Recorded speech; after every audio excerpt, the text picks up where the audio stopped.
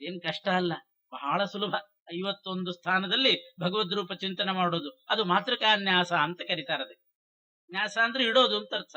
ನ್ಯಾಸ ಅಂದ್ರೆ ಅಡವಿಡೋದಕ್ಕೆ ನ್ಯಾಸ ಅಂತಾರೆ. ಅಡವಿಟ್ಟಿದ್ದು ನೋಡಿ ಅಂತಾರಲ್ಲ, ನಾನು ನಿನ್ನಲ್ಲಿ ನ್ಯಾಸ ಇಟ್ಟಿದ್ದೀನಿ ಅಂತ, ಅದು ಸಂಸ್ಕೃತ ಶಬ್ದ. ಪರಮಾತ್ಮನ ರೂಪಗಳನ್ನ ನಮ್ಮ ದೇಹದಲ್ಲಿ ನಾವು ಇಟ್ಕೊಳ್ಬೇಕಂತ 51 ರೂಪ. ಅದು ಮಾತೃಕಾನ್ಯಾಸ. ಅದಿಂದ ಹಿಡಿದು ಆದಿ ಶಾಂತ ಅಂತ ಕರೀತಾರೆ. ಅಕಾರದಿಂದ ಹಿಡಿದು ಕ್ಷಕಾರ ತನಕ. ಅಂದ್ರೆ ಅಜ, ಆ ಅಂದ್ರೆ ಆನಂದ. ಆ ಅಕ್ಷರದಿಂದಲೇ ಪ್ರಾರಂಭ ಆಗ್ತದೆ. ಆಯಾ ಅಕ್ಷರದಿಂದ ಪ್ರಾರಂಭ ಆಗುವ ರೂಪ. ಸಣ್ಣ ಹುಡುಗರಿಗೆ ಕಲಿಸಿದ್ರೆ 1-2 ನಿಮಿಷದಲ್ಲಿ ಕಲಿತು ಬಿಡ್ತಾರೆ ವರ್ಣಮಾಲೆ. ಓಂ ಅಂ ಅಜಾಯ ನಮಃ, ಓಂ ಆಂ ಆನಂದಾಯ ನಮಃ, ಓಂ ಇಂ ಇಂದ್ರಾಯ ನಮಃ, ಈಂ ಈಶಾನಾಯ ನಮಃ, ಉಂ ಉಗ್ರಾಯ ನಮಃ, ಊಂ ಊರ್ಜಾಯ ನಮಃ. ಅ ಇ ಈ ಉ ಅದೇ ಅ ಅಂದ್ರೆ ಅಜ, ಆ ಆನಂದ, ಈ ಇಂದ್ರ, ಈ ಈಶಾನ, ಉ ಉಗ್ರ, ಊ ಅಂದ್ರೆ ಊರ್ಜ, ಋತಂಭರ, ಋಘ, ಋಷ, ಲೃ ಅಂದ್ರೆ ಲೃಜಿ, ಏಕಾತ್ಮ, ಐ ಐರ, ಓಜೋಭೃತ್, ಔ ಅಂದ್ರೆ ಔರಸ, ಅಂ ಅಂದ್ರೆ ಅಂತ, ಅಹ ಅರ್ಧಗರ್ಭ. ಕ ಖ ಗ ಘ ङ. ಕ ಅಂದ್ರೆ ಕಪಿಲ, ಖ ಅಂದ್ರೆ ಖಪತಿ, ಗ ಗರುಡಾಸನ, ಘ ಅಂದ್ರೆ ಘರ್ಮ, ङ ङಸಾರ. ಚ ಛ ಜ ಝ ಞ. ಚ ಅಂದ್ರೆ ಚಾರ್ವಂಗ, ಛ ಛಂದೋಗಮ್ಯ, ಜ ಜನಾರ್ದನ, ಝ ಝಾಟಿತಾರಿ, ಞ ಞಮ. ಠ ಠ ಡ ಢ ಣ. ಟಂಕಿ, ಠಕಲ, ಟರಕ, ಧರಿ, ನಾತ್ಮ. ತ ಥ ದ ಧ ನ. ತ ಅಂದ್ರೆ ತಾರ, ಥ ಥಬ, ದ ಥ ದ, ದ ಅಂದ್ರೆ ದಂಡಿ, ಧ ಧನ್ವಿ, ನ ನಮ್ಯ. ಪ ಫ ಬ ಭ ಮ. ಪರ, ಫಲಿ, ಬಲಿ, ಭಗ, ಮನು. ಯ ರ ಲವ, ಯ ಯಜ್ಞ, ರ ರಾಮ, ಲ ಲಕ್ಷ್ಮೀಪತಿ, ಯರಲ. ವ ಅಂದ್ರೆ ವರ, ಶ ಶಾಂತ ಸಂಹಿತ, ಷ ಷಡ್ಗುಣ, ಸ ಸಾರಾತ್ಮ, ಹ ಹಂಸ, ಳ ಲಾಳುಕ, ಕ್ಷಂ ಲಕ್ಷ್ಮೀ ನರಸಿಂಹಾಯ ನಮಃ. ಇಷ್ಟೇ ಮಾತೃಕಾನ್ಯಾಸ ಅಂದ್ರೆ ಇದೆ. ಇದನ್ನ ನಾವು ದೇಹದಲ್ಲಿ ಚಿಂತನೆ ಮಾಡೋದನ್ನ ದಾಸರು ಅದನ್ನು ಹೇಳ್ತಾ ಇದ್ದಾರೆ. ಇವಾಗ ಹೇಗೆ ನಾವು ದೇಹದಲ್ಲಿ ಈ ಭಗವದ್ ರೂಪ ಚಿಂತನೆ ಮಾಡಬೇಕು? ಇಂದಿರಾಧವ ಶಕ್ತಿ ಮೊದಲಾದೊಂದಧಿಕ ದಶರೂಪದಿಂದಲಿ ಹೊಂದಿಹನು ಸಕಲೇಂದ್ರಿಯಗಳಲ್ಲಿ ಪುರುಷನಾಮಕನು. ಸುಂದರಪ್ರದ ಪೂರ್ಣ ಜ್ಞಾನಾನಂದಮಯ ಚಿದ್ದೇಹದೊಡುತ ನೊಂದರಕ್ಷಣ ಬಗಲದಲೆ ಪರಮಾಪ್ತನಾಗಿಪ್ಪ. ಆರಧಿಕ ದಶರೂಪದಿಂದಲಿ ತೋರು ತಿಪ್ಪನು ವಿಶ್ವ ಲಿಂಗ ಶರೀರದೊಳು. ತೈಜಸನು ಪ್ರಾಜ್ಞನು ತುರ್ಯನಾಮಕನು. 3 ರೂಪಗಳಿಂದಲಿ 5 ಕರಣದೊಳು ಮಾತ್ರದಿ. ಖೇರ ಶಿಖಿ ಜಲಭೂಮಿಯೊಳಗಿಹನಾತ್ಮನಾಮದಲ್ಲಿ. ಮನದೊಳ ಅಹಂಕಾರದಲ್ಲಿ ಚಿಂತನೆಯ ಮಾಡ್ಪುದು ಅಂತರಾತ್ಮನ. ಘನಸುತತ್ವದಿ ಪರಮನ ಅವ್ಯಕ್ತದಲ್ಲಿ ಜ್ಞಾನಾತ್ಮ. ಇರಿತು ಪಂಚಾಶದ್ವರ್ಣ ವೇದ್ಯನ ಅಜಾದೈವತ್ತು ಮೂರ್ತಿಗಳನ್ನು ಸದಾ ಸರ್ವತ್ರ ದೇಹಗಳಲ್ಲಿ ಪೂಜಿಪುದು. ಲಿಂಗದೇಹ ಇದೆ ನಮಗೆ. ಈ ದೇಹದೊಳಗೆ ಲಿಂಗದೇಹ ಇದೆ. ಆ ಲಿಂಗದೇಹಕ್ಕೆ 16 ಕಲೆಗಳು. 16 ಕಲೆಗಳಿಂದ ಕೂಡಿದಂತಹ ಲಿಂಗದೇಹದಲ್ಲಿ ಆರಧಿಕ ದಶರೂಪದಿಂದ 16 ರೂಪ ಲಿಂಗದೇಹದಲ್ಲಿ ಚಿಂತನೆ ಮಾಡಬೇಕು. ಯಾಕೆಂದ್ರೆ ಅದಕ್ಕಿರೋದೇ 16 ಅಂಶಗಳು. 16 ಕಲೆ ಅಥವಾ 16 ಅಂಶಗಳಿಂದ ಲಿಂಗದೇಹ ನಿರ್ಮಾಣ ಆಗಿರೋದು. ಅದು ಅನಾದಿ ಕಾಲದಿಂದ ಇದೆ. ಅದರಲ್ಲಿ 16 ಅಂಶಗಳಿದೆ. ಅದರಲ್ಲಿ 16 ರೂಪ. ಯಾವುದು? 16 ವರ್ಣಗಳೇನಿದೆ, ಅಜಾದಿ 16 ರೂಪಗಳನ್ನ ಅಲ್ಲಿ ಚಿಂತನೆ ಮಾಡಿ. ಅಜ, ಆನಂದ, ಇಂದ್ರ ಇತ್ಯಾದಿ ರೂಪಗಳನ್ನು. ಇಷ್ಟು ರೂಪಗಳಿಂದ ಇರೋದು ಯಾರು ಅಂತಂದ್ರೆ ವಿಶ್ವನಾಮಕ ಪರಮಾತ್ಮ. ವಿಶ್ವನಾಮಕ ಪರಮಾತ್ಮ 16 ರೂಪವನ್ನ ತಾಳಿ, ಅಜ, ಆನಂದ ಇತ್ಯಾದಿ 16 ರೂಪ ತಾಳಿ ಲಿಂಗದೇಹದಲ್ಲಿದ್ದಾನೆ. ಆಮೇಲೆ ವಿಶ್ವ ಆದ್ಮೇಲೆ ತೈಜಸ ಅಂತ ಒಂದು ಪರಮಾತ್ಮನ ರೂಪ. ಆ ತೈಜಸ ರೂಪಿ ಪರಮಾತ್ಮ ಕ ಖ ಗ ಘ ङ ಅಂದ್ರೆ ಕಪಿಲ, ಚಾರ್ವಂಗ, ಛಂದೋಗಮ್ಯ, ಜನಾರ್ದನ, ಝಾಟಿತಾರಿ. ಈ ರೀತಿ 5 ರೂಪವನ್ನ ತಾಳಿ ಪಂಚ ಜ್ಞಾನೇಂದ್ರಿಯದಲ್ಲಿದ್ದಾನೆ. ಪ್ರಾಜ್ಞನಾಮಕ ಪರಮಾತ್ಮ 5 ರೂಪದಿಂದ ಪಂಚ ಕರ್ಮೇಂದ್ರಿಯಗಳಲ್ಲಿದ್ದಾನೆ. ತುರ್ಯನಾಮಕ ಪರಮಾತ್ಮ ಪಂಚರೂಪದಿಂದ ಪಂಚ ತನ್ಮಾತ್ರಗಳಲ್ಲಿದ್ದಾನೆ. ಲಿಂಗ ಶರೀರದಲ್ಲಿ ವಿಶ್ವ 16 ರೂಪದಿಂದ, ತೈಜಸ, ಪ್ರಾಜ್ಞ, ತುರ್ಯ ಈ 3 ರೂಪದಿಂದ ಪರಮಾತ್ಮ 15 ರೂಪವಾಗಿ, ಅಂದ್ರೆ ಕ ಖ ಗ ಘ ङ ಚ ಛ ಜ ಝ ಞ ಟ ಠ ಡ ಢ ಣ ಅಷ್ಟು ರೂಪಗಳು ಬಂತು. ಆ ರೂಪದಿಂದ 3 ರೂಪಗಳಿಂದಲೇ 5 ಕರಣದೊಳು ಮಾತ್ರದಿ. 5 ಅಂದ್ರೆ 10 ಇಂದ್ರಿಯಗಳಲ್ಲಿ, ಮಾತ್ರದಿ ಅಂತಂದ್ರೆ 5 ತನ್ಮಾತ್ರಗಳಲ್ಲಿದೆ. ವಿಶ್ವ, ತೈಜಸ, ಪ್ರಾಜ್ಞ, ತುರ್ಯ. ಆತ್ಮ ಅಂತ ಒಂದು ರೂಪ ಇದೆ. ಆತ್ಮ ಅನ್ನೋ ರೂಪದಿಂದ ಪರಮಾತ್ಮ ಖೇರ ಶಿಖಿ ಜಲ ಭೂಮಿಯೊಳಗಿಹನು ಆತ್ಮನಾಮದಲ್ಲಿ. ಖೇರ, ಖೇರ ಅಂದ್ರೆ ಖ ಈರ ಅಂತ ಬಿಡಿಸ್ಕೋಬೇಕು. ಖ ಅಂದ್ರೆ ಆಕಾಶ, ಈರ ಅಂತಂದ್ರೆ ವಾಯು, ಶಿಖಿ ಅಗ್ನಿ, ಜಲ ಭೂಮಿ, ಪಂಚಮಹಾಭೂತಗಳಲ್ಲಿ ಆತ್ಮನಾಮದಿಂದ ಪರಮಾತ್ಮ ಇದ್ದಾನೆ. ಈ 8 ರೂಪಗಳಲ್ಲಿ ಪ್ರಸಿದ್ಧವಾದ 8 ರೂಪ ಇದೆ. ವಿಶ್ವ, ತೈಜಸ, ಪ್ರಾಜ್ಞ, ತುರ್ಯ, ಆತ್ಮ, ಅಂತರಾತ್ಮ, ಪರಮಾತ್ಮ, ಜ್ಞಾನಾತ್ಮ ಅಂತ. ಅದರಲ್ಲಿ ವಿಶ್ವನೇ 16 ರೂಪ, ತೈಜಸ, ಪ್ರಾಜ್ಞ, ತುರ್ಯ ಇವರು 5 ರೂಪಗಳನ್ನು ಧಾರಣೆ ಮಾಡಿ 3 ರೂಪಗಳಾಯಿತು. ಇನ್ನು ಆತ್ಮನೂ ಕೂಡ 5 ರೂಪದಿಂದ ಪಂಚಭೂತದಲ್ಲಿದ್ದಾನೆ. ಅಂತರಾತ್ಮ 2 ರೂಪಗಳನ್ನು ಧರಿಸಿ, ಅಂತರಾತ್ಮ ಮನದೊಳ ಅಹಂಕಾರದಲ್ಲಿ, ಮನಸ್ತತ್ವ ಮತ್ತು ಅಹಂಕಾರ ತತ್ವದಲ್ಲಿ ಅಂತರಾತ್ಮ ಇದ್ದಾನೆ. ಕನಸು ತತ್ವದಿ ಪರಮನು, ಪರಮಾತ್ಮ 1 ರೂಪದಿಂದ ಕನಸು ತತ್ವ ಅಂದ್ರೆ ಮಹತ್ತತ್ವದಲ್ಲಿದ್ದಾನೆ. ಅವ್ಯಕ್ತದಲ್ಲಿ ಜ್ಞಾನಾತ್ಮ, ಜ್ಞಾನಾತ್ಮನಾದ ಪರಮಾತ್ಮ 1 ರೂಪದಿಂದ ಅವ್ಯಕ್ತ ತತ್ವದಲ್ಲಿದ್ದಾನೆ. ಹೀಗೆ 24 ತತ್ವ ಮತ್ತು 16 ಲಿಂಗ ಶರೀರದ 16 ಕಲೆಗಳು, ಈ ರೀತಿ 51 ವರ್ಣ ಪ್ರತಿಪಾದ್ಯನಾದ ಪರಮಾತ್ಮ ಅಜಾದಿ 51 ರೂಪವನ್ನ ಈ ಕ್ರಮದಲ್ಲಿ ಚಿಂತನೆ ಮಾಡ. ಇದೊಂದು ರೀತಿ, ಅದೊಂದು ಕೇಶವಾದಿ 24ಗಳನ್ನ 24 ತತ್ವದಲ್ಲಿ ಆದರೆ ಇನ್ನೂ ಕೆಲವು ಸೇರಿಸಿ 51 ರೂಪಗಳನ್ನು ಚಿಂತನೆ ಮಾಡೋ ಕ್ರಮ ಹೇಳ್ತಾರೆ. ಇನಿತು ಪಂಚಾಶದ್ವರ್ಣ ವೇದ್ಯನ ಅಜಾದ್ 50 ಮೂರ್ತಿಗಳನ್ನು ಸದಾ ಸರ್ವತ್ರ ದೇಹಗಳಲ್ಲಿ ಪೂಜಿಪುದು. ಹೀಗೆ ನಮ್ಮ ದೇಹದಲ್ಲಿ 51 ಭಗವದ್ ರೂಪಗಳ ಚಿಂತನೆ ಮಾಡಬೇಕು. ಈ 24 ತತ್ವ ಏನ್ ಬಂತು, ಈಗ 24 ತತ್ವದಲ್ಲಿ ಬೇರೆ ರೀತಿ ರೂಪಗಳನ್ನು ಹೇಳಿದ್ರು. ತೈಜಸ, ಪ್ರಾಜ್ಞ, ತುರ್ಯ, ಆತ್ಮ, ಅಂತರಾತ್ಮ, ಪರಮಾತ್ಮ, ಜ್ಞಾನಾತ್ಮ. ಈ ರೂಪಗಳು ವಿಶ್ವ ಒಂದು ಬಿಡಬೇಕು. ವಿಶ್ವ 16 ಕಲೆಗಳಿಂದ ಕೂಡಿದ ಲಿಂಗದೇಹದಲ್ಲಿರ್ತಕ್ಕಂಥ ರೂಪ. ಅದನ್ನು ಬಿಟ್ರೆ ತೈಜಸನಿಂದ ಹಿಡಿದು ತೈಜಸ, ಪ್ರಾಜ್ಞ, ತುರ್ಯ, ಆತ್ಮ, ಅಂತರಾತ್ಮ, ಪರಮಾತ್ಮ, ಜ್ಞಾನಾತ್ಮ ರೂಪಗಳು 24 ತತ್ವಗಳಲ್ಲಿ. ಕೇಶವಾದಿ ರೂಪಗಳು ಇದೆ, ಈ ತೈಜಸ, ಪ್ರಾಜ್ಞ, ತುರ್ಯ ಈ ರೂಪಗಳು ಇದೆ, ವರ್ಣ ಪ್ರತಿಪಾದ್ಯವಾದ ರೂಪ. ಅದು ಕೂಡ ಹಿಂದಿನಂತೆ ಒಂದೊಂದು ತತ್ವದಲ್ಲಿ 24 ರೂಪ, 576 ಆಯಿತು. ಆ 576 ರೂಪ ಒಬ್ಬೊಬ್ಬ ತತ್ವಾಭಿಮಾನಿ ದೇವತೆಗಳಲ್ಲಿ ಇಟ್ಟಿದ್ದಾನಂತೆ. ಆವಾಗ 13,824 ರೂಪಗಳಾಗ್ತದೆ ಅಂತಾರೆ ದಾಸ. ಚತುರ್ವಿಂಶತಿ ತತ್ವದೊಳು ತತ್ಪತಿಗಳೆನಿಸುವ ಬ್ರಹ್ಮಮುಖ ದೇವತೆಗಳು 13,800 ಚತುರ್ವಿಂಶತಿ ರೂಪದಿಂದಲೇ ವಿತತನಾಗಿದ್ದೆಲ್ಲರೊಳು ಪ್ರಾಕೃತ ಪುರುಷನಂದದಲ್ಲಿ ಪಂಚಾತ್ಮಕನು ರಮಿಸುವನು. ನ್ಯಾಸ ಮತ್ತು ಮಾತೃಕಾನ್ಯಾಸದ ವಿಚಾರವನ್ನ ನಿರೂಪಣೆ ಮಾಡಿದ್ದಾರೆ. ಕೇಶವಾದಿ ದ್ವಾದಶ ಮೂರ್ತಿ ಅಂತ ಅದೊಂದು ವ್ಯೂಹ, 24ರಲ್ಲೇ 12ರದ್ದೇ ಒಂದು ವ್ಯೂಹ ಇದೆ. ಆ ಕೇಶವಾದಿ ದ್ವಾದಶ ರೂಪಗಳನ್ನ ಪುನಃ ನಮ್ಮ ದೇಹದಲ್ಲಿ ಚಿಂತನೆ ಮಾಡಬೇಕಂತ. ಎಲ್ಲಿ ಅಂದ್ರೆ ಊರ್ಧ್ವಪುಂಡ್ರವನ್ನ ಧಾರಣೆ ಮಾಡುವಾಗ ಬ್ರಾಹ್ಮಣರು 12 ಊರ್ಧ್ವಪುಂಡ್ರಗಳನ್ನು ಧಾರಣೆ ಮಾಡ್ಲಿಕ್ಕಿದೆ. 12 ಊರ್ಧ್ವಪುಂಡ್ರ ಗೋಪಿಚಂದನದ ನಾಮ ಹಚ್ಚಿಕೊಳ್ಳುವಾಗ ಒಂದೊಂದು ನಾಮದಲ್ಲಿ ಒಂದೊಂದು ಭಗವದ್ ರೂಪ ಚಿಂತನೆ ಮಾಡಿ ಹಣೆಯಲ್ಲಿ ಹಚ್ಚಿಕೊಳ್ಳಿಕ್ಕೆ ಪ್ರಾರಂಭ. ಮೊದಲು ಊರ್ಧ್ವಮುಖವಾಗಿ ಊರ್ಧ್ವಪುಂಡ್ರ ಹಣೆಯಿಂದ ಶುರು ಮಾಡ್ತೇವೆ. ಲಲಾಟೆ ಕೇಶವಂ ವಿದ್ಯಾತ್ ನಾರಾಯಣ ಮಥೋದರೇ, ಆಮೇಲೆ ಹೊಟ್ಟೆಗೆ ಬರಬೇಕು ನಾರಾಯಣ ಮಥೋದರೇ. ಮಾಧವಂ ಹೃದಯೇ ವಿದ್ಯಾತ್, ಹೃದಯಕ್ಕೆ ಬಂದ್ರೆ ಮಾಧವನನ್ನ ಚಿಂತನೆ ಮಾಡಿ ಹಚ್ಚಿಕೊಳ್ಬೇಕು. ಮಾಧವಂ ಹೃದಯೇ ವಿದ್ಯಾತ್. ಗೋವಿಂದಂ ಕಂಠಕೂವರೆ, ಕುತ್ತಿಗೆಯಲ್ಲಿ ಗೋವಿಂದಂ ಕಂಠಕೂವರೆ. ಉದರೇ ದಕ್ಷಿಣೆ ಪಾರ್ಶ್ವೇ ವಿಷ್ಣುಂ ವಿದ್ಯಾತ್ ವಿಚಕ್ಷಣ, ಹೊಟ್ಟೆ ಬಲಭಾಗದಲ್ಲಿ ವಿಷ್ಣುವನ್ನ. ತತ್ಪಾರ್ಶ್ವೇ ಬಾಹುಮೂಲೇತು ಧಾರಯೇನ್ ಮಧುಸೂದನಂ, ಬಲಗಡೆ ಬಾಹುಮೂಲದಲ್ಲಿ ಧಾರಯೇನ್ ಮಧುಸೂದನಂ. ತ್ರಿವಿಕ್ರಮಂ ಕಂಠದೇಶೆ, ಅಲ್ಲೇ ಮೇಲ್ಗಡೆ ಕಂಠದೇಶದಲ್ಲಿ ತ್ರಿವಿಕ್ರಮಂ ಕಂಠದೇಶೆ. ಆಮೇಲೆ ಹೊಟ್ಟೆ ಎಡಭಾಗಕ್ಕೆ ಬರಬೇಕು. ವಾಮ ಪಾರ್ಶ್ವೇತು ವಾಮನಂ. ಶ್ರೀಧರಂ ವಾಮಬಾಹೌತು, ಅರ್ಥ ಆಗ್ತದೆ ಹೇಳಿದ ಕೂಡಲೇ, ಬಿಡಿಸ್ಬೇಕಾಗಿಲ್ಲ. ಶ್ರೀಧರಂ ವಾಮಬಾಹೌತು. ಋಷಿಕೇಶಂ ಗಲೇ ಲಿಖೇತ್, ಅಲ್ಲೇ ಗಲದಲ್ಲಿ ಋಷಿಕೇಶಂ ಗಲೇ ಲಿಖೇತ್. ಪೃಷ್ಠೇತು ಪದ್ಮನಾಭಂಚ, ಪೃಷ್ಠದಲ್ಲಿ ಬೆನ್ನಿನ ಮೇಲೆ ಪದ್ಮನಾಭಂಚ. ಕಕುದ್ದಾಮೋದರಂ ನಿಷೇತ್, ಕುತ್ತಿಗೆ ಹಿಂಭಾಗ ಕಕುದ್ದಾಮೋದರಂ ನಿಷೇತ್. ಏವಂ ದ್ವಾದಶ ಮೂರ್ತೀನಾಂ ಸ್ಥಾನಾನ್ಯುಕ್ತಾನಿ ಸೂರಿಭಿಃ ಅಂತ. ಹೀಗೆ 12 ರೂಪಗಳನ್ನ ಊರ್ಧ್ವ ಪುಂಡ್ರಗಳಲ್ಲಿ ಹಚ್ಚಿಕೊಳ್ಳುವಾಗ ಧಾರಣೆ ಮಾಡಬೇಕು ಅಂತಿದೆ.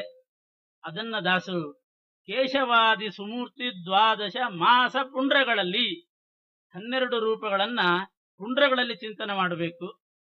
ಹಾಗೆ ಮಾಸಗಳಲ್ಲಿಯೂ ಕೂಡ ಚಿಂತನೆ ಮಾಡಬೇಕು. 12 ಮಾಸಗಳಲ್ಲಿ 12 ರೂಪ, 12 ಪುಂಡ್ರಗಳಲ್ಲಿ 12 ರೂಪ, 6 ಋತುಗಳಲ್ಲಿ 6 ರೂಪ ಚಿಂತನೆ ಮಾಡಬೇಕಂತ. ಆ ಮಾಸ ಹೇಳುವಾಗ ಆಯಾ ಭಗವದ್ ರೂಪ ಚಿಂತನೆ, ಆಯಾ ಋತು ಹೇಳುವಾಗ ಒಂದೊಂದು ಭಗವದ್ ರೂಪ. ಪರಮಾತ್ಮನದ್ದು 5 ರೂಪ ಪ್ರಸಿದ್ಧ, ಅದ್ರ ಜೊತೆಗೆ ವೇದವ್ಯಾಸ ರೂಪ ಸೇರಿಸಿದರೆ 6 ರೂಪಗಳನ್ನ 6 ಋತುಗಳಲ್ಲಿ ಚಿಂತನೆ ಮಾಡಬೇಕು. ಹಾಗೆ ಕೇಶವಾದಿ 24, ನಾರಾಯಣಾದಿ ಪಂಚರೂಪ 29 ಆಯಿತು. ಅದರ ಜೊತೆಗೆ ವೇದವ್ಯಾಸ ಒಂದು ಸೇರಿಸಿದರೆ 30 ಆಗ್ತದೆ. 30 ತಿಥಿಗಳಲ್ಲಿ ಈ ರೂಪಗಳನ್ನು ಚಿಂತನೆ ಮಾಡಬೇಕು. ಕೇಶವಾದಿ ಸುಮೂರ್ತಿ 12 ಮಾಸ ಪುಂಡ್ರಗಳಲ್ಲಿ, ವೇದವ್ಯಾಸ ಅನಿರುದ್ಧಾದಿ ರೂಪಗಳು 6 ಋತುಗಳಲ್ಲಿ, ವಾಸವಾಗವೆಂದು 30 ವಾಸರದಿ ಸತ್ಕರ್ಮ ಧರ್ಮ ನಿರಾಶೆಯಿಂದಲೇ ಮಾಡು ಕರುಣವ ಬೇಡು ಕೊಂಡಾಡು. ಆಯಾ ತಿಥಿ ಮಾಸ ಋತು ಹೇಳುವಾಗ ಆಯಾ ಭಗವದ್ ರೂಪಗಳನ್ನ ಚಿಂತನೆ ಮಾಡಿ. ಅದರಲ್ಲಿ ವಸಂತ ಋತುವಿನಲ್ಲಿ ವೇದವ್ಯಾಸ, ಆಮೇಲೆ ನಾರಾಯಣಾದಿ ರೂಪಗಳು ಬರ್ತದೆ. ವೇದವ್ಯಾಸ ಸೇರಿಸಿ 5 ರೂಪಗಳನ್ನ ಒಟ್ಟು 6 ಆಯಿತು. 6 ಋತುಗಳಲ್ಲಿ ಹೀಗೆ ಕಾಲಗಳಲ್ಲಿ ಚಿಂತನೆ ಮಾಡ್ತಕ್ಕಂತಹ ಕ್ರಮ ಹೇಳಿ ಇನ್ನು ಮುಂದೆ ಪುನಃ ಚೇತನರಲ್ಲಿರ್ತಕ್ಕಂತಹ ರೂಪದ ವಿವರಣೆ ದಾಸರು ಕೊಡ್ತಾರೆ. ದಾಸವರೇಣ್ಯರು ಹಾಗಾಗಿ ಉಪಯೋಗಿಸ್ತಕ್ಕಂಥ ಜಡ ಪದಾರ್ಥಗಳಲ್ಲಿ ಭಗವಂತನ ರೂಪಚಿಂತನೆ ಮಾಡತಕ್ಕ ಕ್ರಮವನ್ನು ಹೇಳ್ತಾ ಇದ್ದಾರೆ. ಲೋಷ್ಠ, ಲೋಷ್ಠ ಅಂತಂದ್ರೆ ಮಣ್ಣಿನ ಹೆಂಟೆ, ಕಾಂಚನ ಅಂತಂದ್ರೆ ಬಂಗಾರ, ಲೋಹಗಳು ಕಬ್ಬಿಣ, ಹಿತ್ತಾಳಿ ಇಂತಹ ಪಾತ್ರೆ ಪಟಗು ಇದಕ್ಕೆಲ್ಲ ಲೋಹಗಳನ್ನು ಉಪಯೋಗಿಸ್ತೇವೆ. ಶೈಲಜ ಅಂತಂದ್ರೆ ಕಲ್ಲು, ಕಾಷ್ಠ ಅಂತಂದ್ರೆ ಕಟ್ಟಿಗೆ. ಲೋಷ್ಠ, ಕಾಂಚನ, ಲೋಹ, ಶೈಲಜ, ಕಾಷ್ಠ ಮೊದಲಾದಖಿಲ ಜಡ, ಇಂಥ ಜಡ ಪದಾರ್ಥಗಳನ್ನ ಉಪಯೋಗಿಸ್ತಾ ಇರ್ತೀವಿ. ಅದರಲ್ಲಿ ಆಯಾ ಗುಣಧರ್ಮಗಳು ಬೇಕು. ಕಲ್ಲು ಗಟ್ಟಿ ಇದೆ ಅಂತ ಅದರಿಂದ ಮನೆ ಕಟ್ಟಲಿಕ್ಕೆ ಹೋಗ್ತಾರೆ. ಬರೇ ಮಣ್ಣಿನಿಂದ ಮನೆ ಕಟ್ಟಿದ್ರೆ ಕುಸಿದು ಬೀಳ್ತದೆ ಅಂತ ಕಲ್ಲಿನಿಂದ ಕಟ್ತಾರೆ. ಅದು ಕಲ್ಲು ಗಟ್ಟಿ, ಅದರಲ್ಲಿ ದಾರ್ಢ್ಯ ಇದೆ. ಆ ದಾರ್ಢ್ಯಪ್ರದನಾಗಿ ಪರಮಾತ್ಮ ಕಲ್ಲಿನಲ್ಲಿದ್ದಾನಂತೆ. ಕಟ್ಟಿಗೆ ಅದು ಉರಿಲಿಕ್ಕೆ ಬೇಕದು ಇಂಧನ, ಅದು ಅದರಲ್ಲಿ ಬೆಂಕಿ ಇದೆ, ಅದು ಅಭಿವ್ಯಕ್ತ ಆಗಬೇಕು, ಅದಕ್ಕೆ ಬೇಕು ಆ ಕಟ್ಟಿಗೆಯಲ್ಲಿ ಆ ಶಕ್ತಿ, ಅದು ಉರಿಯುವಂತಹ ಶಕ್ತಿಯನ್ನ ಅದರಲ್ಲಿ ಕೊಟ್ಟು ಆ ಕಟ್ಟಿಗೆಯಲ್ಲಿ ಆ ಗುಣಧರ್ಮ ಹಾಕಿ ಪರಮಾತ್ಮ ಇದ್ದಾನಂತೆ. ಭಾರದಾರ್ಢ್ಯಾದಿ ಕಾರಣಂ ಅಂತ ಉಪನಿಷತ್ತಿನ ಭಾಷ್ಯದಲ್ಲಿ ಆಚಾರ್ಯ ಹೇಳ್ತಾರೆ. ಶಿಲಾದ್ದೇಶು ಸ್ಥಿತೋ ವಿಷ್ಣು ಭಾರದಾರ್ಢ್ಯಾದಿ ಕಾರಣಂ ನೈವ ಚಿತ್ತಾಧಿಕಸ್ಯಾತೋ ವೃಕ್ಷಾದ್ಯಾ ಉತ್ತಮಾಮತಾಹ. ನಾವು ಜಡವನ್ನು ಸ್ವಲ್ಪ ಕನಿಷ್ಠ ಅಂತ ಮಾಡಿದ್ದೀವಿ. ಕನಿಷ್ಠ ಹೌದು, ಅದರಲ್ಲಿ ಪರಮಾತ್ಮ ಪ್ರಕಾಶ ರೂಪದಿಂದ ಇಲ್ಲ. ಆದರೆ ಭಾರಕ್ಕೆ ಕಾರಣನಾಗಿ, ದಾರ್ಢ್ಯಕ್ಕೆ ಕಾರಣನಾಗಿ ಕಲ್ಲು, ಕಟ್ಟಿಗೆ ಇಂಥ ಪದಾರ್ಥಗಳಲ್ಲಿ ಪರಮಾತ್ಮ ಇದ್ದಾನೆ. ಅದರಲ್ಲಿ ಮನಸ್ಸಿನ ವ್ಯಾಪಾರ ಅದೆಲ್ಲ ನಾವು ನೋಡೋದೇ ಇಲ್ಲ. ಮನಸ್ಸಿನ ವ್ಯಾಪಾರ ನಡೆಯೋದು ಜೀವರಲ್ಲಿ. ಅವರವರಲ್ಲಿ ಕೂಡ ಹೆಚ್ಚೆಚ್ಚು ಉತ್ತಮ ಜೀವರಲ್ಲಿ ಹೆಚ್ಚಿನ ವ್ಯಾಪಾರ ನಡೀತದೆ, ಬುದ್ಧಿಶಕ್ತಿ ಜಾಸ್ತಿ. ಹೀಗೆ ಸ್ಥಾವರ ಮತ್ತು ಜಂಗಮ, ಸ್ಥಾವರ ಪದಾರ್ಥಗಳಲ್ಲಿ ಭಾರ, ದಾರ್ಢ್ಯ ಇವುಗಳನ್ನು ಉಂಟು ಮಾಡಿ ಪರಮಾತ್ಮ ಇದ್ರೆ, ಜಂಗಮರಲ್ಲಿ ಅಂತಂದ್ರೆ ಓಡಾಡತಕ್ಕಂಥ ಚೇತನರಲ್ಲಿ ಪರಮಾತ್ಮ ಬೌದ್ಧಿಕ ಕೆಲಸಗಳನ್ನ ಮಾಡಿಸಿಕೊಂಡು ಬುದ್ಧಿಗೆ ಪ್ರಾಧಾನ್ಯ ಕೊಟ್ಟು ಅಲ್ಲಿ ನೆಲೆಸಿದ್ದಾನೆ. ಇವುಗಳಿಗೆ ಭಾರ, ದಾರ್ಢ್ಯ ಕೊಟ್ಟು ಜಡ ಪದಾರ್ಥಗಳಲ್ಲಿ ನೆಲೆಸಿದ್ದಾನೆ. ಈ ಜಡ ಪದಾರ್ಥಗಳಲ್ಲಿ ಪರಮಾತ್ಮನ ಸನ್ನಿಧಾನ ಸ್ವಲ್ಪ ಅಂದ್ರೆ ಪ್ರಕಾಶ ರೂಪದಿಂದ ಇರೋದಿಲ್ಲ. ಜೀವರಲ್ಲಿ, ಚೇತನರಲ್ಲಿ ಪರಮಾತ್ಮನ ಸನ್ನಿಧಾನ ಪ್ರಕಾಶ ರೂಪದಿಂದ ಇರ್ತದಂತೆ. ಆದ್ರಿಂದ ಹೆಚ್ಚೆಚ್ಚು ಗುಣಗಳು ಎದ್ದು ಕಾಣ್ತವೆ. ಚೇತನರು ಉತ್ತಮ ಅಂತ ನಾವು ಹೇಳೋದು ಆ ದೃಷ್ಟಿಯಿಂದ. ಎರಡು ಕಡೆನೂ ಪರಮಾತ್ಮ ಇದ್ದಾನೆ. ಸನ್ನಿಧಾನ ಇಡುವಾಗ ಮಾತ್ರ ಆ ಭಗವಂತನ ಸನ್ನಿಧಾನ ವ್ಯತ್ಯಾಸ ಆಗ್ತದೆ. ಕೆಲವುದರಲ್ಲಿ ಜಾಸ್ತಿ ಸನ್ನಿಧಾನ ಇಡ್ತಾನೆ, ಕೆಲವು ಪದಾರ್ಥಗಳಲ್ಲಿ ಕಡಿಮೆ ಸನ್ನಿಧಾನ ಇಡ್ತಾನೆ. ಹೀಗೆ ಜಡಗಳಲ್ಲಿ ಚೇತನರಲ್ಲಿದ್ದಷ್ಟು ಪ್ರಕಾಶ ರೂಪದ ಸನ್ನಿಧಾನ ಪರಮಾತ್ಮನಲ್ಲಿ ಇಲ್ಲ. ಆದರೆ ಅದರಿಂದ ಪ್ರತಿಯೊಂದು ಜಡದಿಂದ ಒಂದೊಂದು ಉಪಯೋಗ ಬರಬೇಕು. ಆ ಉಪಯೋಗಕ್ಕಾಗಿ ಭಗವಂತ ಆ ಶಕ್ತಿಯನ್ನು ಮಾತ್ರ ಅಭಿವ್ಯಕ್ತಗೊಳಿಸಿ ಅಲ್ಲಿದ್ದಾನೆ. ಅದನ್ನ ನಾವು ಪದಾರ್ಥಗಳನ್ನು ಉಪಯೋಗಿಸುವಾಗ ಚಿಂತನೆ ಮಾಡಬೇಕು ಅಂತ. ಆದ್ರಿಂದಲೇ ಮಧ್ವಾಚಾರ್ಯರು ಸನ್ಯಾಸಾಶ್ರಮ ತಗೊಳ್ಳುವಾಗ ಎಲ್ಲ ಜಡ ಪದಾರ್ಥಗಳಿಗೆ ನಮಸ್ಕಾರ ಮಾಡಿದ್ರಂತೆ. ಕೇವಲ ಜಡ ಪ್ರತಿಮೆಗೆ ಮಾತ್ರ ಮಾಡಿದ್ದಲ್ಲ. ದೇವರ ಕೋಣೆಗೆ ಹೋಗಿ ನಮೋ ಘಟಾಯಸ್ತು ನಮಃ ಪಟಾಯ ನಮೋಸ್ತು ಕುಡ್ಯಾಯ ಸವಾಹನಾಯ ಅಂತ ವಾಹನಕ್ಕೆ ಗೋಡೆ, ಕಲ್ಲು, ಮಣ್ಣು ಎಲ್ಲದಕ್ಕೂ ಮಾಡ್ತಾ ಇದ್ದಾರೆ. ಯಾಕೆಂದ್ರೆ ಅಲ್ಲೆಲ್ಲ ಪರಮಾತ್ಮ ಇದ್ದಾರೆ. ಇದನ್ನ ಚಿಂತಿಸುವ ಕ್ರಮ ದಾಸರು ಈ ಪದ್ಯದಲ್ಲಿ ಹೇಳಿದ್ದಾರೆ. ಲೋಷ್ಠ ಕಾಂಚನ ಲೋಹ ಶೈಲಜ ಕಾಷ್ಠ ಮೊದಲಾದ ಖಿಲ ಜಡ, ಇನ್ನು ಪರಮೇಷ್ಠೆ ಮೊದಲಾದ ಖಿಳ ಚೇತನರದೊಳಗೆ ಅನುದಿನವು. ಜಡದಲ್ಲಿಯೂ ಇದ್ದಾನೆ, ಚೇತನರಲ್ಲಿಯೂ ಇದ್ದಾನೆ. ಚೇಷ್ಟೆಗಳ ಮಾಡಿಸುತ್ತ ತಿಳಿಸದೆ ಅದರದರ ವ್ಯಾಪಾರ ಮಾಡಿಸ್ತಾ ಇರ್ತಾನೆ.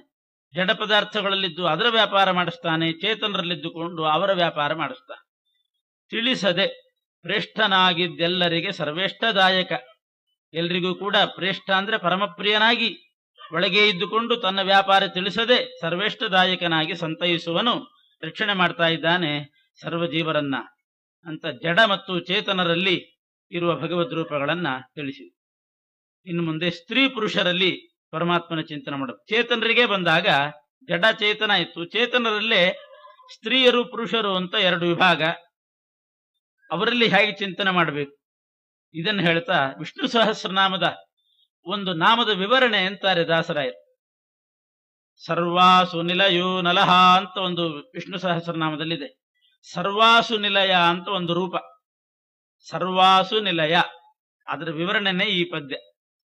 ವಾಸುದೇವ ಅನಿರುದ್ಧ ರೂಪದಿ ಪುಂಶರೀರದೊಳಿಹನು ಸರ್ವದ ಸ್ತ್ರೀ ಶರೀರದೊಳಿಹನು ಸಂಕರ್ಷಣನು ಪ್ರದ್ಯುಮ್ನ ದ್ವಾಸುಪರ್ಣ ಶ್ರುತಿ ವಿನುತ ಸರ್ವಾಸು ನಿಲಯ ನಾರಾಯಣನ ಸದುಪಾಸನೆಯ ಗೈಬವರು ಜೀವನ್ಮುಕ್ತರೆನಿಸುವರು. ವಾಸುದೇವ ಮತ್ತು ಅನಿರುದ್ಧ ರೂಪ, ಇದನ್ನ ಪುರುಷರನ್ನ ನೋಡಿದಾಗೆಲ್ಲ ಚಿಂತನೆ ಮಾಡಬೇಕಾದದ್ದು. ಸ್ತ್ರೀಯರಲ್ಲಿರೋ ರೂಪ ಸಂಕರ್ಷಣ ಮತ್ತು ಪ್ರದ್ಯುಮ್ನ.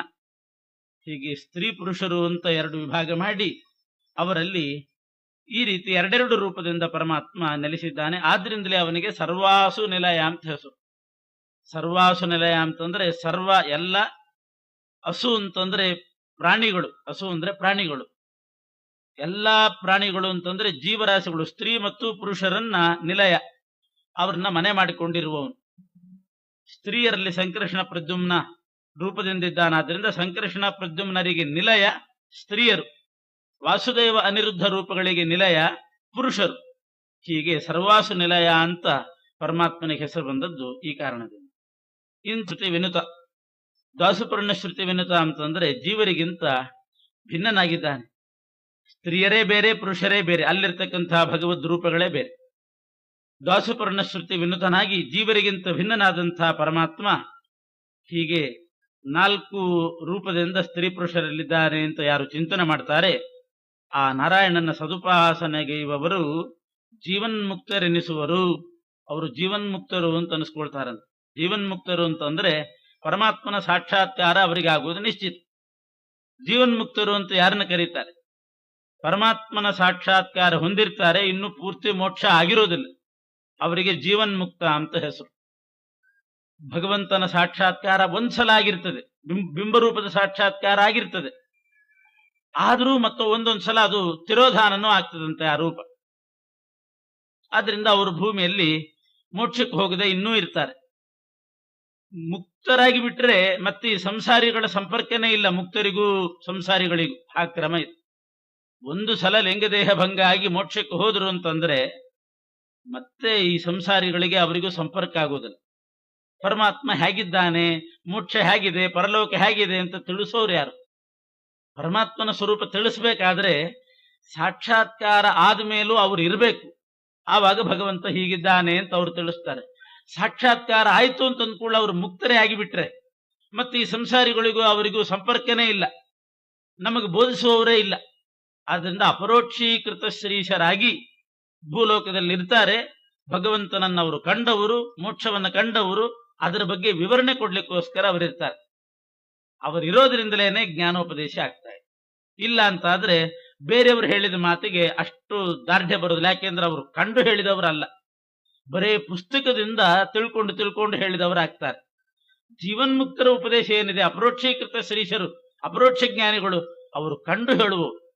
ನೋಡಿ ಹೇಳೋದು ಬೇರೆ, ಕೇಳಿ ಹೇಳೋದು ಬೇರೆ, ಓದಿ ಹೇಳೋದು ಬೇರೆ ಆಗ್ತದೆ.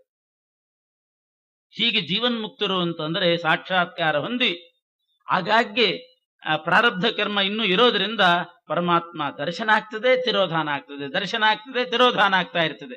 ಈ ಅವಸ್ಥೆಗೆ ಅತಃ ಕದಾಚಿತ್ ದೃಶ್ಯೋಸೌ ಅದೃಶ್ಯಶ್ಚ ಕದಾಚಿತ್. ದೃಶ್ಯನೂ ಆಗ್ತಾ ಇರ್ತಾನೆ ಪರಮಾತ್ಮ, ಅದೃಶ್ಯನೂ ಆಗ್ತಾ ಇರ್ತಾನೆ. ಇಂಥ ಪರಿಸ್ಥಿತಿಗೆ ಜೀವನ್ಮುಕ್ತಿ ಅಂತ ಕರೀತಾರೆ. ನಮ್ಮಲ್ಲೇ ಇದೆ, ನಮ್ಮ ಸಿದ್ಧಾಂತದಲ್ಲೇ ಇದೆ ಜೀವನ್ಮುಕ್ತಿ ಅಂತ ಒಂದು, ಪರಮ ಮುಕ್ತಿ ಅಂತ ಒಂದು. ಅದ್ವೈತ ಸಿದ್ಧಾಂತದಲ್ಲಿ ಇನ್ನೊಂದು ಮುಕ್ತಿ ಹೇಳ್ತಾರೆ ಅವರು, ಗೌಣ ಮುಕ್ತಿ, ನಿರ್ಗುಣ ಮುಕ್ತಿ ಅಂತ. ಅದಲ್ಲ, ಜೀವನ್ಮುಕ್ತರು ಅಂತಂದ್ರೆ ಇಂಥವರಿಗೆ ಪ್ರಾರಬ್ಧ ಕರ್ಮ ಅನುಭೋಗಿಸ್ತಾ ಇರತಕ್ಕಂಥವ್ರು ಬಿಂಬ ಸಾಕ್ಷಾತ್ಕಾರ ಹೊಂದಿದವರು. ಆ ರೀತಿ ಅಂಥ ಪರಿಸ್ಥಿತಿ ಬಂದೇ ಬರ್ತದೆ ಪರಮಾತ್ಮನನ್ನ ಈ ರೀತಿ ಉಪಾಸನೆ ಮಾಡಿದ್ರೆ ಅಂತ ಹೇಳ್ತಾ ಇದ್ದಾರೆ. ತನ್ನನಂತಾನಂತ ರೂಪ ಹಿರಣ್ಯ ಗರ್ಭಾದಿಗಳೊಳಗೆ ಕಾರುಣ್ಯ ಸಾಗರ ಹರಹಿ ಅವರವರ ಕೆಳ ವ್ಯಾಪಾರ ಬನ್ನಬಡದಲೆ ಮಾಡಿಸಿ ಧನ್ಯರೆನಿಸಿ ಸಮಸ್ತ ದಿವಿಜರ ಪುಣ್ಯಕರ್ಮವ ಸ್ವೀಕರಿಸಿ ಸುಖವಿತ್ತು ಪಾಲಿಸುವ. ಈ ಪರಮಾತ್ಮ ಸರ್ವಾಸು ನಿಲಯ ಅಂತ ಹೇಳಿದ್ರಿಂದ ಎಲ್ಲ ಪ್ರಾಣಿಗಳಲ್ಲಿ ಪರಮಾತ್ಮ ನಿಲ್ಲಿಸಿದ್ದಾನೆ ಅಂತಂದಾಗ ಹಿರಣ್ಯ ಗರ್ಭಾದಿಗಳೊಳಗೂ ಪರಮಾತ್ಮ ಆರಂಭ ಮಾಡಿಕೊಂಡು ಅವರಲ್ಲೆಲ್ಲ ಇದ್ದು ಕಾರುಣ್ಯ ಸಾಗರ ಬ್ರಹ್ಮದೇವರ ವ್ಯಾಪಾರ ಮಾಡಿಸ್ತಾನೆ, ರುದ್ರದೇವರ ವ್ಯಾಪಾರ ಮಾಡಿಸ್ತಾನೆ. ಬನ್ನ ಬಡದಲ್ಲಿ ಅವನಿಗೇನೂ ಶ್ರಮ ಇಲ್ಲ. ಬ್ರಹ್ಮದೇವರಲ್ಲಿ ನೋಡಿ ಬಹಳ ಚೆನ್ನಾಗಿ ಹೇಳಿದ್ದಾರೆ ಈ ಮಾತು. ಉಪನಿಷತ್ತು ಬ್ರಹ್ಮಸೂತ್ರದಲ್ಲಿ ಬರ್ತದೆ, ಬನ್ನ ಬಡದಲೆ ಮಾಡಿಸಿ. ಬೇರೆಯವರಿಗೆ ಏನಾದ್ರೂ ಒಂದು ಜವಾಬ್ದಾರಿ ಕೊಟ್ಟುಬಿಟ್ರೆ, ಒಂದು ಸ್ಕೂಲ್ ನೋಡ್ಕೋ ಅಥವಾ ಯಾವ್ದಾದ್ರೂ ಒಂದು ಸಂಸ್ಥೆಯನ್ನ ನೋಡ್ಕೋ ಅಂತ ಅದರ ಜವಾಬ್ದಾರಿ ಕೊಟ್ಟುಬಿಟ್ರೆ ಎಷ್ಟು ಕಷ್ಟ. ಅದು ದೊಡ್ಡ ಜವಾಬ್ದಾರಿ ಬಂದಾಗ ಬಹಳ ಕಷ್ಟ ಆಗ್ತದಂತೆ.